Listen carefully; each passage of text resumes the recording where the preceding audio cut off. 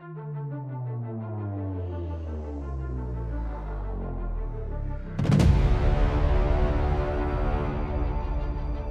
Pavlov என்ற விஞ்ஞானி கற்றல் எப்படி நடைபெறுகிறது என்பதை கண்டறிய ஒரு சுவாரஸ்யமான பரிசோதனை செய்தார். நாய்க்கு உணவு காட்டியவுடன் அதன் வாயில் தானாகவே உமிழ்நீர் சுரக்கத் தொடங்கியது. பின்னர் பாவ்லோவ் உணவு கொடுக்கும் முன் 1 மணி ஒலி செய்தார். பல முறை செய்தார். ஒவ்வொரு முறையும் மணி ஒலிக்கு பிறகு நாய்க்கு உணவு கொடுக்கப்பட்டது. சில நாட்களுக்கு பிறகு உணவு இல்லாமலே மணி ஒலி கேட்டதும் நாயின் வாயில் உமிழ்நீர் சுரக்க ஆரம்பித்தது. இதிலே கிளாசிக்கல் கண்டிஷனிங். பெல் சத்தம் கேட்டதும் நாயின் மூளை எதிர்வினை ஆற்றி எச்சில் உமிழ்கிறது. கண்டிஷனிங் முறையில் ஒரு நிபந்தனையற்ற தூண்டுதலுக்கு நிபந்தனையான பதில் உருப்படியாக கொண்டது.